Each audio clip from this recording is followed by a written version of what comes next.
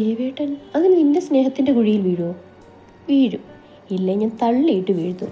എന്നിട്ട് ആ സ്നേഹക്കുഴിയിൽ ഞാൻ ഏട്ടനെ മുക്കിക്കൊല്ലും. പക്ഷേ അതിന് ഇവിടെ നിന്നാൽ പറ്റില്ലല്ലോ ശിവ. അതേടി, ഇവിടെ നിന്ന് നടക്കില്ല. നമുക്ക് കോട്ടയത്തോട് ടാറ്റ പറഞ്ഞ് കൊച്ചിക്ക് ബാഗ് പാക്ക് ചെയ്യണം. പിന്നെ ഒരു കാര്യം കൂടി ശ്രദ്ധിക്കണം. അതെന്താണ് ശിവ? അനിരുദ്ധേട്ടൻ ഇങ്ങോട്ട് പാക്ക് ചെയ്യുമ്പോൾ ആവണം നമ്മൾ അങ്ങോട്ട് വണ്ടി പിടിക്കാൻ. ഇല്ലേ ആ കുരുപ്പ് എൻ്റെ എല്ലാ പ്ലാനും തകർക്കും. അത് നീ പറഞ്ഞത് ശരിയാ ശിവ. നമ്മുടെ ചേട്ടനുമുണ്ട് അതിനുള്ളൊരു കഴിവ്. കറക്റ്റ്. അനിരുദ്ധ് കോട്ടയത്തിന് വേണ്ടി വണ്ടി കയറിയ അന്ന് തന്നെ ശിവയും അനുവും കൊച്ചിക്ക് വണ്ടി കയറി. ബസ്സിലാണ് രണ്ടുപേരും വന്നത്. അവരെ പിക്ക് ചെയ്യാൻ വേണ്ടി ശിവയുടെ അച്ഛനും അമ്മയും വെയിറ്റ് ചെയ്യുന്നുണ്ടായിരുന്നു. വണ്ടിയിൽ കയറി വീട്ടിലേക്കുള്ള യാത്രയിൽ അവൾ ഏട്ടനെ പറ്റി അന്വേഷിച്ചു. ഏട്ടനെവിടെ അച്ഛാ? വീട്ടിലുണ്ട് മോളെ. ഏട്ടനും കൂടി വരായിരുന്നു. ഇന്നെന്താ പെങ്ങൾക്ക് ഏട്ടനോട് പ്രത്യേക ഒരു സ്നേഹം? അമ്മയുടെ വകയാണ് ആ ചോദ്യം. ഓ, എനിക്ക് എൻ്റെ ഏട്ടനോടുള്ള സ്നേഹം ആരെയും ബോധിപ്പിക്കേണ്ട ആവശ്യമൊന്നുമില്ല. അതെൻ്റെ മനസ്സിലുണ്ട്. കുറെ പുച്ഛം വാരി വിതറി അവൾ മിണ്ടാതിരുന്നു. വീടെത്തിയപ്പോൾ പെട്ടിയും കിടക്കയും എടുത്ത് ആദ്യം ഇറങ്ങിയത് ശിവ തന്നെയായിരുന്നു. ബെല്ലടിച്ച് വാതിൽ തുറക്കാൻ വേണ്ടി വെയിറ്റ് ചെയ്തു നിന്നു. ഏട്ടൻ വാതിൽ തുറക്കുന്ന ശബ്ദം കേട്ട് ഏട്ടനെ കുപ്പിയിലാക്കണ്ട ആദ്യപടി എന്നോണം കണ്ണും പൂട്ടി കെട്ടിപ്പിടിച്ചൊരു ഉമ്മയും കൊടുത്തു. 4 ഡയലോഗും അങ്ങ് കാച്ചി. മിസ് യു ഏട്ടാ, മിസ് യു ലോട്ട്. സന്തോഷത്തിൽ കണ്ണു തുറന്നു നോക്കിയപ്പോഴാണ് ബാക്കിൽ ഏട്ടനെ പോലെ ഒരു രൂപം. അല്ല, അത് ഏട്ടൻ തന്നെ. അപ്പോൾ ഇതാരെ ഞാനീ കെട്ടിപ്പിടിച്ച് നിൽക്കുന്നത്? കർത്താവേ, എൻ്റെ ഉമ്മ. പറന്നുപോയ കിളികളെ മൈൻഡ് വയ്ക്കാതെ ആരാണെന്നറിയുവാൻ വേണ്ടി പയ്യെ ഞാൻ അടർന്നു മാറി. എൻ്റെ ചുറ്റും പറന്നിരുന്ന കിളികളെ വെടിവെച്ച് കൊന്നു. ഞാൻ ആ ഭയാനക സത്യം മനസ്സിലാക്കി. അതേ കൂട്ടുകാരെ, ഇതിലവൻ തന്നെ, എൻ്റെ കാലൻ. അവളെ ഞെട്ടിക്കാൻ നിന്ന് എന്നെ അവളും ഞെട്ടിച്ചു. എന്നെ മാത്രമല്ല, ചുറ്റുമുള്ള എല്ലാവരെയും. അത് തന്നെ ഫ്രണ്ട്സ്, കുരുപ്പെന്നെ കയറി ഞാൻ കിസ്സി. എനിക്കുള്ളതല്ല എന്ന് അവളുടെ ഡയലോഗടി മനസ്സിലായപ്പോൾ ഞാൻ ഓക്കെ ആയിരുന്നു. ഏട്ടനോട് ഇവൾക്ക് ഇത്രയും സ്നേഹമുണ്ടെന്ന് എന്നെപ്പോലെ തന്നെ അവനും ഇപ്പോഴാണ് മനസ്സിലായത്. എൻ്റെ ചങ്കാണ് ഇവളുടെ ഏട്ടൻ, അതായത് ശിവദേവ് മാധവൻ. ഒരു തണ്ടി കറങ്ങിയടിച്ച് നടന്നപ്പോൾ ദേവൻ്റെയും രുദ്രൻ്റെയും ഒപ്പം ഇവളുടെ വീട്ടിൽ ഞാൻ കുടിയേറി പാർത്ത കാര്യം ഇവൾ അറിഞ്ഞില്ലായിരുന്നു. അല്ല, ഞാൻ അറിയിക്കില്ലായിരുന്നു. അതാണ് സത്യം. ഇവൾ ഇങ്ങോട്ട് വരുമ്പോൾ ഞാൻ ഇവിടുന്ന് മുങ്ങും. അതിന് കാരണവുമുണ്ട്. അത് നിങ്ങൾ വഴിയെ അറിയും കേട്ടോ. ദേവൻ്റെ കാര്യത്തിൽ ഇത്തിരി താല്പര്യം ഉണ്ടായിരുന്നെങ്കിലും അവൻ്റെ കൂട്ടുകാരുടെ കാര്യത്തിൽ തീരെ താല്പര്യമില്ലാത്ത അവളുടെ ആറ്റിറ്റ്യൂഡ് എനിക്ക് നന്നായി ഉപകരിച്ചു. അവൾക്ക് ആകെക്കൂടി അറിയാവുന്ന ദേവൻ്റെ ഫ്രണ്ട് അത് രുദ്രനായിരുന്നു. എല്ലാവരുടെയും മെയിൻ ഇമ്പോർട്ടൻസ് അവനാണ്. ആ കാലൻ്റെ മുമ്പിൽ ചമ്മി ഇണങ്ങി നിന്നപ്പോൾ എൻ്റെ അവസ്ഥ സഹിക്കാൻ പറ്റിയില്ല. ആ പഹയനെ ഓരോ തവണ കാണുമ്പോഴും ഞാൻ കെട്ടിപ്പൊക്കിയ എൻ്റെ ഇമേജ് എല്ലാം ചീട്ടുകൊട്ടാരം തകർക്കുന്ന പോലെയാണ് അവൻ തകർത്തിടുന്നത്. എല്ലാത്തിനും കൂടി ഞാൻ അവന് കൊടുക്കുന്നുണ്ടൊരു ദിവസം. ഒരു സോറി പറഞ്ഞ് ഞാൻ എല്ലാവരുടെയും മുന്നിൽ നിന്നും സ്കൂട്ടായി. പിന്നെയാണ് ആ കാലൻ ഏട്ടൻ്റെ ചങ്കിടിപ്പാണെന്നുള്ള സത്യങ്ങൾ എൻ്റെ മുൻപിൽ ചുരുളഴിഞ്ഞു വീഴുന്നത്. അങ്ങനെ ഏട്ടനുള്ള പ്രതീക്ഷയും പോയി കിട്ടി. ഇതിനൊക്കെ കൂടി എന്ത് പ്രതികാരണം ചെയ്യണം എന്നായി എൻ്റെ ചിന്ത.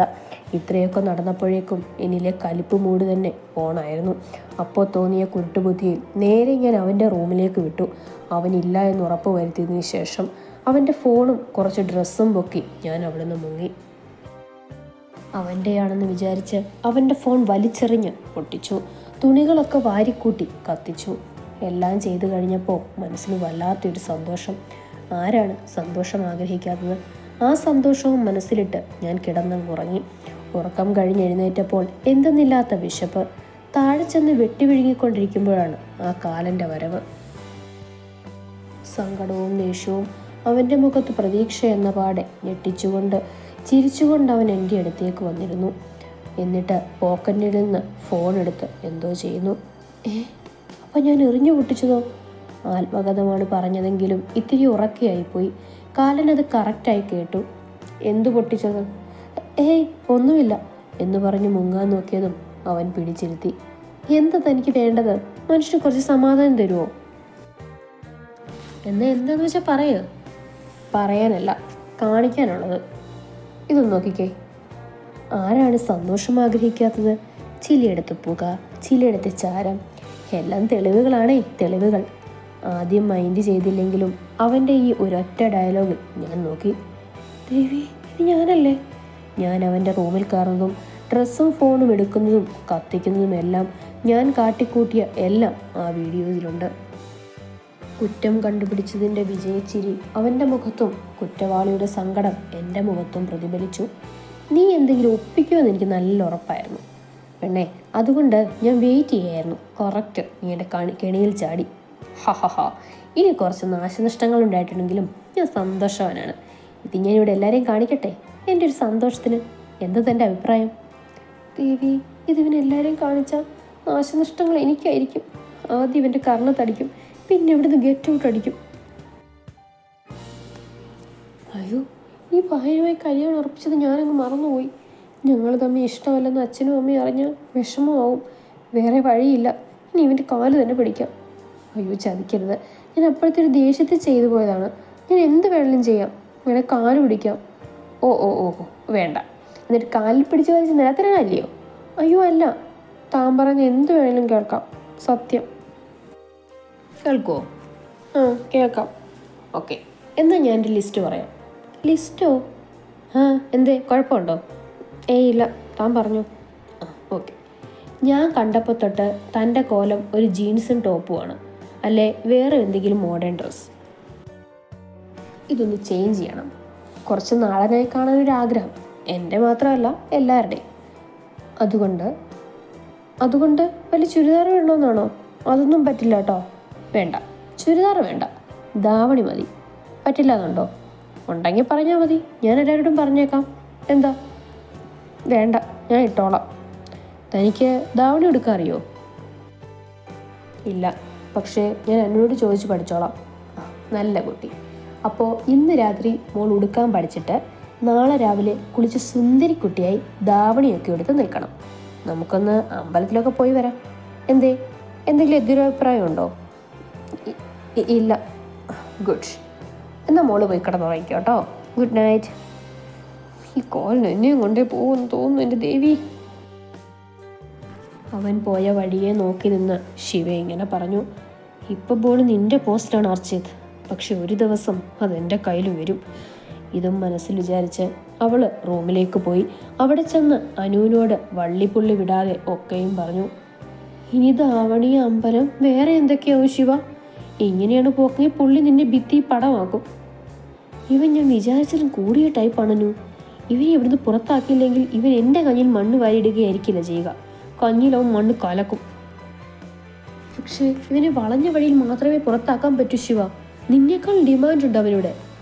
ഞാൻ എന്ത് ചെയ്യാനോ? എൻ്റെ തലയിലൊന്നും വരുന്നില്ല. എൻ്റെ കയ്യിലൊരു ഐഡിയ ഉണ്ട് ശിവ, പക്ഷെ നടക്കുമോയെന്നറിയില്ല. എന്താണെന്ന് വെച്ചാൽ നീ പറ, നമുക്ക് നോക്കാം. അത് ശിവ, അച്ഛൻ്റെ അമ്മയുടെ അടുത്ത് ഇവനിവിടെ നിന്നാൽ ശരിയാവില്ല എന്ന് പറയാം. നീ തന്നെയല്ലേ അനു ഇവിടെ എന്നേക്കാൾ ഡിമാൻഡ് അവനാണെന്ന് പറഞ്ഞത്? ഇനി ഞാൻ അതല്ല ഉദ്ദേശിച്ചത്. നമ്മുടെ രീതികളനുസരിച്ച് ചെക്കനും പെണ്ണും കല്യാണം കഴിഞ്ഞതിന് ശേഷമാണ് ഒരു വീട്ടിൽ താമസിക്കുക. അതിനു മുൻപ് ഒരു വീട്ടിൽ താമസിക്കാറില്ല. അങ്ങനെ എന്തൊക്കെയുണ്ട്. അനു, നിന്റെ തലയിൽ ഇപ്പോൾ ആൾ താമസമൊക്കെ ഉണ്ടല്ലേ? ആടി, എല്ലാത്തിനും കൂട്ടി നിൽക്കുന്ന എനിക്കിട്ട് തന്നെ താങ്ങണം. അങ്ങനൊന്നുമില്ല, വെറുതെ ഒരു രസത്തിന്. അങ്ങനെയാണെങ്കിൽ രസവും സാമ്പാറും നിന്നെയും കൊണ്ട് അവൻ ഉണ്ടാക്കിച്ചോളും. എൻ്റെ പൊന്നു അനു, നീ വേണ്ടാത്തതൊന്നും പറയില്ലടി. എന്നാൽ ഇതെങ്ങനെ അവതരിപ്പിക്കുമെന്ന് ആലോചിക്കാനൊന്നുമില്ല. നീ ഇത് അവതരിപ്പിക്കും. ഞാനോ? നീ എന്തീ പറയുന്നേ? അതേ അനു, നിനക്ക് മാത്രമേ ഇപ്പം അത് പറ്റൂ. നീ നൈസായിട്ടൊന്ന് അവതരിപ്പിച്ചാൽ മതി. എന്നാലും ഞാനെങ്ങനെ അടി? നിന്നെ കൊണ്ട് പറ്റും എൻ്റെ അനുമോളല്ലേ, പ്ലീസ്.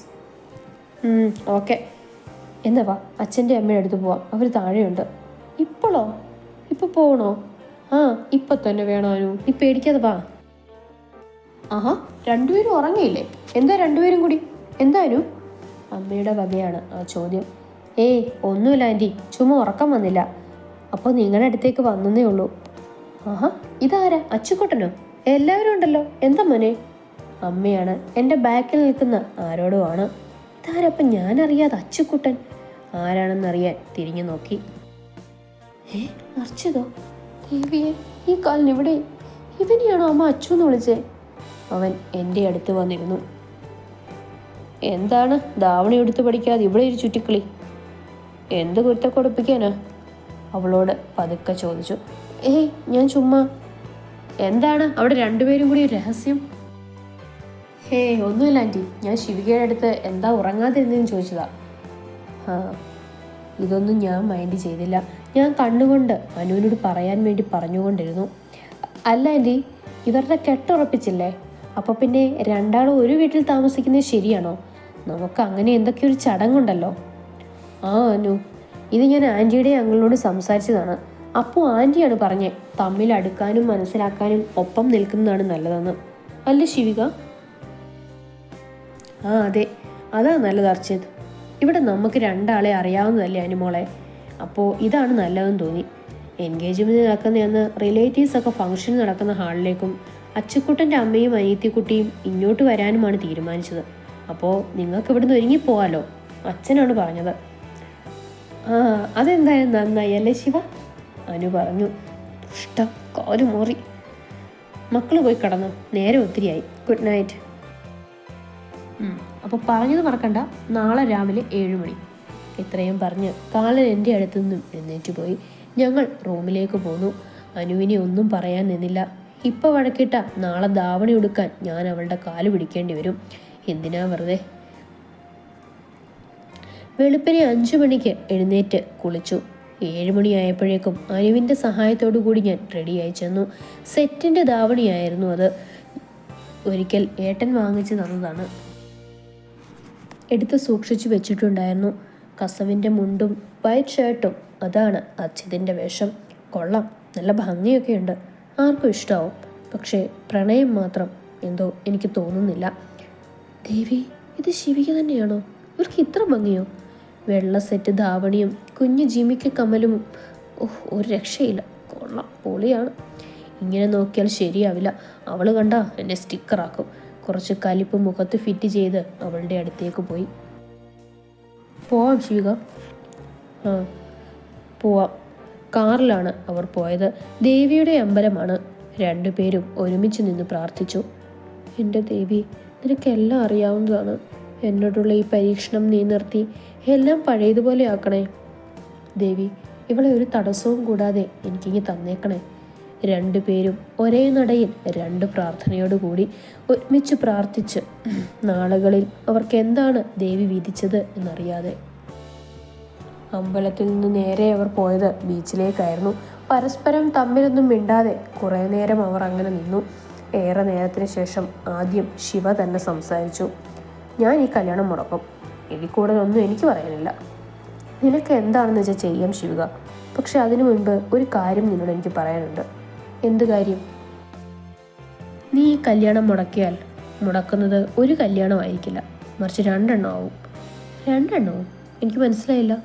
അതെ, 2 എണ്ണം. നീയും ഞാനുമായിട്ടുള്ളതും നിന്റെ ചേട്ടനും എൻ്റെ അനിയത്തിയും തമ്മിലുള്ളതും. നമ്മുടെ മാത്രം എൻഗേജ്മെൻ്റ് അല്ല നടക്കുന്നത്, അവരുടെയും കൂടിയാണ്. കല്യാണവും ഒരുമിച്ച് തന്നെയാണ്. താൻ വെറുതെ കള്ളം പറയണ്ട. ഇങ്ങനെയുള്ളൊരു കാര്യം കള്ളം പറയേണ്ട ആവശ്യം എനിക്കില്ല ശിവിക. അവർ തമ്മിൽ പ്രണയത്തിലായിട്ട് 5 വർഷമായി. നിനക്കൊരു ജീവിതമാവാൻ വേണ്ടി ദേവൻ കാത്തിരിക്കുകയായിരുന്നു.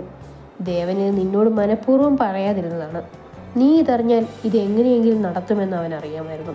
നിന്നോടിത് പറയാത്തതിൽ അവന് നല്ല സങ്കടവും ഉണ്ടായിരുന്നു. എല്ലാം നിന്നോട് അവൻ പറയാൻ വന്നപ്പോൾ ഞാനാണ് അവനോട് പറഞ്ഞത്, ഈ കാര്യം ഞാൻ നിന്നോട് പറഞ്ഞു കൊള്ളാമെന്ന്. അവന് നിന്നെ ഒത്തിരി ഇഷ്ടമാണ് ശിവിക. അവനെപ്പോലെയുള്ളൊരു ഏട്ടനെ കിട്ടിയതിൽ നീ ഭാഗ്യവതിയാണ്. നിനക്കൊരു നല്ല ജീവിതം കിട്ടാൻ വേണ്ടിയാണ് അവൻ അവൻ്റെ കാര്യം പോലും നോക്കാതെ നടന്നത്. നിനക്ക് വേണ്ടി അവനും അവന് വേണ്ടി എൻ്റെ അനിയത്തിയും കാത്തിരിക്കുന്നു. നിനക്കൊരു ജീവിതമുണ്ടെങ്കിലേ അവനും ഒരു ജീവിതം ഉണ്ടാവും. ഇനി എന്താണെന്ന് വെച്ചാൽ നിനക്ക് തീരുമാനിക്കാം. എല്ലാം നിൻ്റെ ഇഷ്ടം. ഇത്രയും പറഞ്ഞ് അവൻ തിരിഞ്ഞു നടന്നു. ഭഗവാനെ, ഇനി ഞാൻ എന്ത് ചെയ്യും? അഴിക്കുന്തോറും മുറുകുന്നൊരു കടുങ്കട്ടാണല്ലോ ഈശ്വര ഇത്. പ്രണയം നഷ്ടമാവുന്നതിൻ്റെ വേദന എന്താണെന്ന് എനിക്കറിയാം. ഞാൻ കാരണം ഒരിക്കലും അവർ പിരിയരുത്. ഇതാണ് വിധിയെങ്കിൽ. പകുതി മുറിഞ്ഞ വാക്കുകൾ പൂർത്തിയാകാതെ എന്തെല്ലാമോ മനസ്സിൽ തീരുമാനിച്ചുറപ്പിച്ചതുപോലെ അവൾ കടലിലേക്ക് ഉറ്റുനോക്കി നിന്നു. എന്തൊക്കെയോ തീരുമാനിച്ചുറപ്പിച്ച് അവൾ തിരിഞ്ഞു നടന്നു.